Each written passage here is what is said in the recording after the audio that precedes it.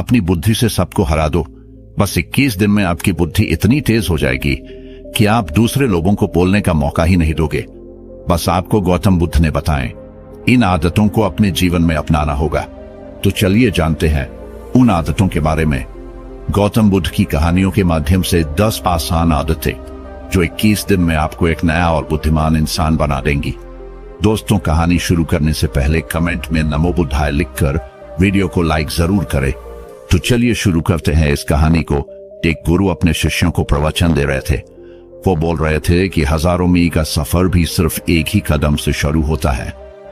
देखा जाए तो अपनी जिंदगी में लक्ष्य हम सभी तय करते हैं, अपने लिए ख्वाब बुनते हैं, खुद को लेकर कई सारे सपने भी देखते हैं, लेकिन अपने लक्ष्य, अपनी मंजिल के पीछे भागने की बजाय ज्यादातर लोग अपने उन ख्यालों के पीछे भागते रह जाते हैं जिनका शायद सच्चाई से कोई वास्ता ही नहीं है, जो सिर्फ उनके दिमाग की एक उपज है। इन सभी गैर जरूरी ख्यालों के पीछे भागते हुए वह इस बात का अंदाजा लगाने की कोशिश भी नहीं करते कि वो ख्याल सकारात्मक है या नकारात्मक सच है, या उनके दिमाग की सिर्फ एक उपज है, या वह किसी और से प्रभावित है, उसका सच्चाई से कोई संबंध है भी या नहीं। और शिष्यों, इसीलिए ज्यादातर लोग अपनी मंजिल तक नहीं पहुंच पाते और जीवन भर असफल रह जाते हैं। गुरु यह सब बोल ही रहे थे कि तभी एक शिष्य खड़ा होता है और गुरु से कहता है, गुरुदेव, आपने ये तो बता दिया कि ज्यादातर लोग असफल क्यों होते हैं, लेकिन क्या आप हमें यह बता सकते हैं कि हम सफल कैसे हो सकते हैं? वो कौन सी छोटी छोटी आदतें हैं जो हमें सफलता के लिए तैयार करती है और फिर सफलता के शिखर तक पहुंचाती है?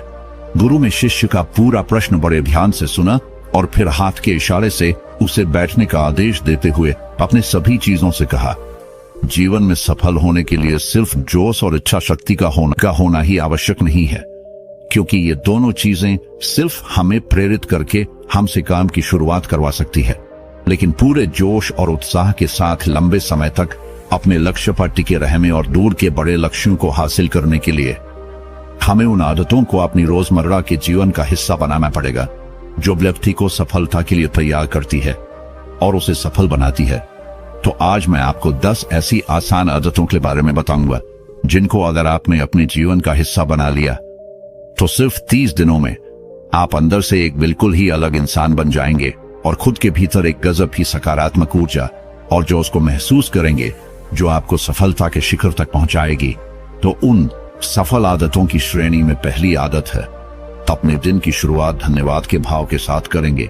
सुबह जैसे ही आपकी आंख खुले तो कुछ भी सोचने से पहले, कुछ भी करने से पहले, बिस्तर से उठने से पहले अपने दोनों हाथों को जोड़कर आसमान की तरफ देखते हुए जिसकी शक्ति पर आप विश्वास करते हैं उसका आह्वान करते हुए उन 3-4 चीजों को याद कीजिए जिसके लिए आप ईश्वर की इन 3-4 लोगों, चीजों या घटनाओं के लिए ईश्वर का आभार व्यक्त कीजिए जिनकी वजह से आपके जीवन में बेहतरी आई है, आप ज्यादा खुशहाल और समृद्ध हुए हैं।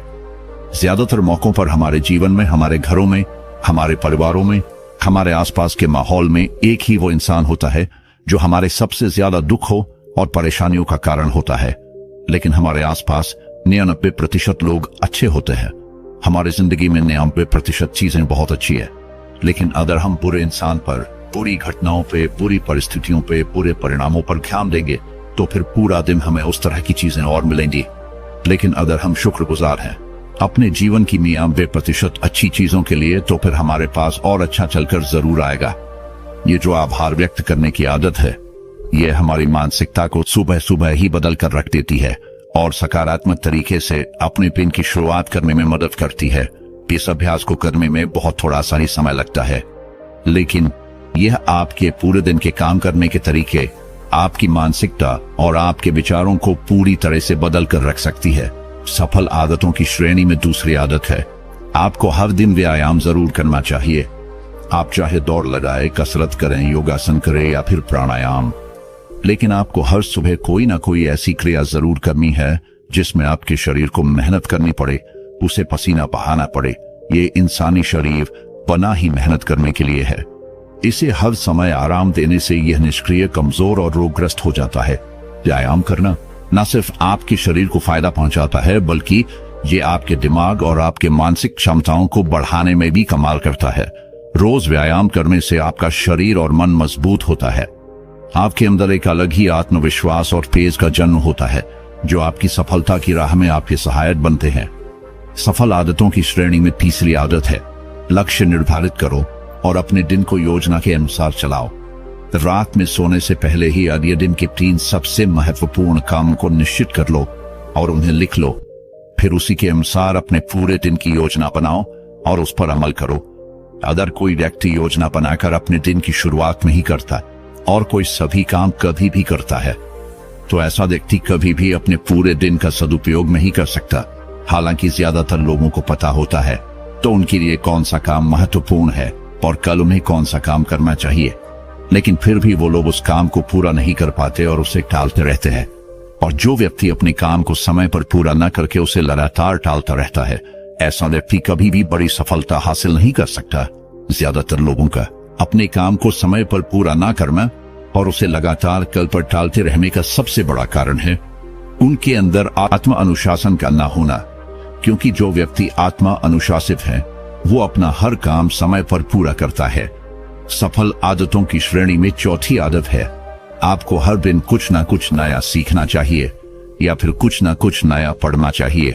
अगर आप अपना दिन का समय अपने लिए कुछ नया सीखने, पढ़ने या विकास के कामों में नहीं लगा रहे हैं, तो फिर आप चाहे कितनी ऊंचाइयों पर हो, कितने ही समझदार और बुद्धिमान हो, आप जिंदगी में हारने ही वाले हैं, आप नीचे गिरने ही वाले हैं। किसी बुद्धिमान व्यक्ति ने कहा है कि सीखना कभी बंद नहीं होना चाहिए, क्योंकि लगातार अभ्यास से ही व्यक्ति महान ऊंचाइयों को हासिल कर सकता है। सीखने का कोई भी तरीका हो सकता है, जैसे अच्छी किताबें पढ़ना, अपने क्षेत्र के सबसे सफल लोगों की बातें सुनना, रोज अपने काम का अभ्यास करना इत्यादि। अगर आपको दुनिया के 1% सफल लोगों में शामिल होना है तो लगातार सीखते रहने की आदत को अपने जीवन का अभिन्न हिस्सा बनाना ही पड़ेगा। सफल आदतों की श्रेणी में 5वीं आदत है, कम खाओ और अच्छा खाओ। यहाँ अच्छा खाने से मतलब है संतुलित आहार, यानी ऐसा भोजन जो पोषक तत्वों से भरपूर हो और आपके शरीर को कोई नुकसान न पहुंचाए। देखा जाए तो भोजन हमारे शरीर के लिए औषधि है। भोजन शरीर के लिए सब कुछ है, क्योंकि शरीर को औषधि तो हम कभी कभार ही देते हैं, लेकिन इसे भोजन हर दिन देते हैं। तो हमारा शरीर कैसा होगा, ये हमारे भोजन की गुणवत्ता और उसकी मात्रा पर निर्भर करता है, क्योंकि शरीर को चलाने वाले सारे पोषक तत्व भोजन से ही मिलते हैं। इसीलिए कोई ऐसा भोजन मत करो जिसमें कोई पोषक तत्व ही ना हो और जिसे पचाना हमारे शरीर के लिए बोझ बन जाए। ज्यादा तला भुना और बासी भोजन मत खाओ। 3 सफेद जहरों से जितना हो सके उतनी दूरी बना लो। पहला सफेद जहर है चीनी, दूसरा सफेद जहर है नमक और तीसरा सफेद जहर है मैदा। चीनी और मैदा से हमारे शरीर को कोई भी पोषक तत्व नहीं मिलता और इन्हें पचाना भी शरीर के लिए बहुत मुश्किल होता है। इसलिए इनका सेवन कम से कम करो। भोजन मन भरने के लिए नहीं, पेट भरने के लिए करो। जब भूख लगी तभी भोजन करो और हमेशा अपनी भूख से थोड़ा सा कम खाओ। रात में जितना जल्दी हो सके उतना जल्दी भोजन करने का प्रयास करो। अपने आहार में जीवित भोजन जैसे फल, हरी सब्जियां, साबुत अनाज, सूखे मेवे भी इत्यादि का सेवन जरूर करो। सुबह उठते ही खाली पेट पानी पियो। भोजन करने से पहले पानी पियो, लेकिन भोजन करने के तुरंत बाद पानी कभी मत पियो। भोजन हमेशा शांत चित्त और प्रसन्न मन के साथ करो और भोजन ग्रहण करते समय उसका पूरा आनंद लो। हम जैसा अपने शरीर को भोजन देते हैं यह उसी के अनुसार काम करने लगता है। इसीलिए अपने भोजन और उसकी गुणवत्ता का ध्यान रखो। सफल आदतों की श्रेणी में 6ठी आदत है, उनके साथ हर दिन थोड़ा सा समय बिताओ जो आपसे सच्चा प्रेम करते हैं, आपकी परवाह करते हैं, जैसे आपके माता पिता, भाई बहन या फिर आपके सच्चे मित्र। ये एक आदत आपके परिवार में खुशी और शांति लाती है। परिवारजनों के बीच प्रेम और एकता बढ़ती है, जिससे आप ज्यादा खुश और शांत रहने लगते हैं। पारिवारिक तनाव कम होने की वजह से अपने जरूरी कामों पर ज्यादा ध्यान दे पाते हैं और ज्यादा अच्छे परिणाम हासिल कर पाते हैं। सफल आदतों की श्रेणी में 7वीं आदत है, हर दिन थोड़ा सा समय खुद के लिए भी निकाले और इस थोड़े से समय में आपके साथ कोई और नहीं होना चाहिए। ये आपका अपना समय है जिसमें आप अकेले एकांत में रहेंगे, खुद के बारे में चिंतन करेंगे, खुद की अच्छाइयों और बुराइयों के बारे में विचार करेंगे, अपने भविष्य के बारे में सोचेंगे, अपने काम के बारे में सोचेंगे, अपने भीतर उतरने का प्रयास करेंगे। इन एकांत के पलों का उपयोग आप खुद को और भी बेहतर तरीके से जानने और समझने में करेंगे। इस समय आप खुद की कमियों के बारे में विचार करेंगे और उन्हें कैसे ठीक कर सकते हैं, इस पर मंथन करेंगे। सफल आदतों की सूची में 8वीं आदत है समय का सही प्रबंधन करना, उसका सही उपयोग करना।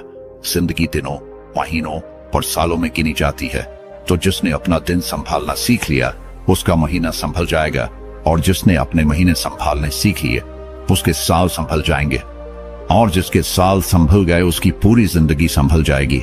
इसीलिए अपने दिन को सही तरीके से संभालना सीख लो। जो सबसे महत्वपूर्ण काम है उन्हें सबसे पहले खत्म करो। जिंदगी के किसी भी क्षेत्र में देख लो, घंटे तो सबके पास 24 ही होते हैं, लेकिन इन्हीं 24 घंटों में कुछ लोग कमाल कर जाते हैं, अपने एक हैं जीवन में ना जाने कितने सारे काम कर जाते हैं। लेकिन दूसरी तरफ ज्यादातर लोग छोटे छोटे कामों में ही उलझे रह जाते हैं और जीवन भर यही कहते रहते हैं कि इस काम के लिए समय नहीं है, उस काम के लिए समय नहीं है। तो आखिर समस्या कहाँ है? समस्या है अपने समय का सही प्रबंधन न कर पाना। सफल आदतों की श्रेणी में 9वीं आदत है रात में जल्दी सोएं और सुबह जल्दी उठे।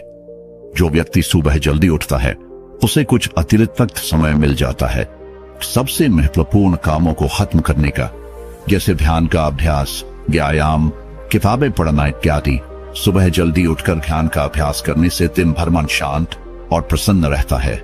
इसके साथ ही सुबह जल्दी उठकर काम शुरू करने से व्यक्ति का काम समय पर पूरा हो जाता है और वह बेवजह की चिंता और तनाव से बच जाता है। सुबह जल्दी उठकर काम खत्म करने से व्यक्ति के अंदर एक ऐसा अनुशासन जन्म लेता है जो उसे सफलता के शिखर तक पहुंचा सकता है। सफल आदतों की श्रेणी में 10वीं आदत है वीर्यनाश, धूम्रपान और मदिरापान से बचे। ये तीनों ही काम ऐसी बुरी लत है जो निश्चित रूप से आपको पीछे ले जाने वाली है। ये तीनों ही काम आपके मानसिक और शारीरिक स्वास्थ्य के लिए बहुत ही हानिकारक है।